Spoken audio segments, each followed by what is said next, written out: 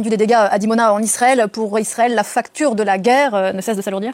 Le pays reste assez discret sur l'ampleur des destructions et sur le coût de celles-ci. En revanche, selon plusieurs médias, rien qu'en dépenses militaires, la facture dépasse déjà les 20 milliards de shekels, c'est-à-dire un peu plus de 6 milliards d'euros en 3 semaines, avec un effort militaire massif, plus de 200 avions mobilisés dès les premiers jours, des frappes en continu, des stocks de munitions qui fondent très vite. Prenez par exemple les missiles Arrow qui font partie du bouclier antimissile israélien. Chaque missile tiré pour détruire un tir iranien, ça coûte 3 millions de dollars et Israël en aurait déjà tiré des centaines. Selon plusieurs estimations, le pays aurait déjà dépensé plus de la moitié du budget qui était initialement prévu pour une telle guerre. Le déficit, lui, s'envole. Donc un risque de blocage financier ? Certains analystes estiment qu'Israël peut tenir à ce rythme-là encore quelques semaines tout au plus, mais difficilement plus sans soutien supplémentaire. Alors le ministère de la Défense israélien plaide pour des rallonges. Il argumente en affirmant qu'il ne s'agit pas de dépenses, mais d'investissements. Et c'est ce que dit également le ministre des Finances, Bezalel Smotrich. Détruire une menace existentielle, que représente le régime iranien, ça permettrait à terme de réduire le risque pour le pays et d'améliorer la note souveraine du pays et donc d'attirer plus d'investissements, que la guerre actuelle permettrait aussi à Israël de vendre toutes sortes de technologies militaires et donc de faire avancer son industrie de défense. Le problème, c'est que le budget, lui, il n'est pas infini.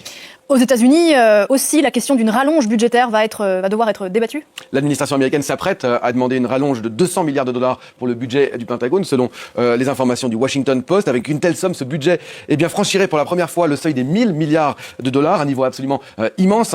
Il faut dire que la facture de la guerre, elle augmente chaque jour, selon le Center for Strategic and International Studies, qui est un think tank très sérieux. Cette facture, elle aurait déjà dépassé les 20 milliards de dollars. Ce qui coûte cher, ce sont d'abord les missiles offensifs et défensifs, mais aussi la mobilisation des porte-avions, des chasseurs, les F-35, les B-52. Or, on est probablement, selon ces estimations, face à l'une des guerres, ou peut-être la guerre aérienne la plus chère de l'histoire. Et ça, ce sont seulement les coûts directs pour les États-Unis ? Oui, car si on ajoute les effets indirects, l'intérêt sur la dette, la reconstruction, les soins aux vétérans, mais aussi l'impact de la hausse des prix de l'énergie, notamment les économistes Joseph Stiglitz, qui est quand même prix Nobel d'économie, et Linda Belmez estiment que la facture totale pourrait grimper entre 1000 et 3000 milliards de dollars. 3000 milliards, c'est environ l'équivalent du PIB de la France. Des répercussions qui se font sentir sur toute l'économie, qui vont venir peser sur le budget des familles américaines, bien au-delà de la simple pompe à essence. Ce matin, le directeur de l'Agence internationale de l'énergie, vous le disiez, estime que le monde vit sa pire crise de l'énergie, avec une menace majeure également pour l'économie mondiale.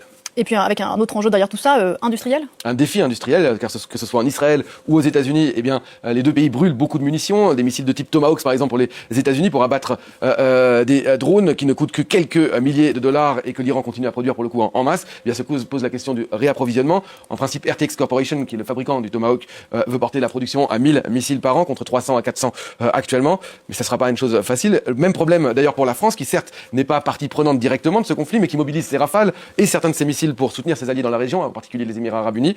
Ça coûte cher même à la France. Une heure de vol de Rafale, c'est 20 000 euros. Un missile Mika de défense, c'est 1 million d'euros. Ça peut se chiffrer vite. Et puis surtout, encore une fois, d'un point de vue industriel, ça pose des questions parce que les stocks ne sont pas infinis. Or, aujourd'hui, le fournisseur du missile Mika, qui est le consortium MBDA, est déjà en pleine capacité de production. Impossible donc d'en fournir plus. Et surtout que la France ne peut pas, dans les contrats, récupérer des missiles déjà livrés à des pays étrangers, contrairement à ce que peuvent faire les États-Unis. Donc, il y a un vrai risque de pénurie.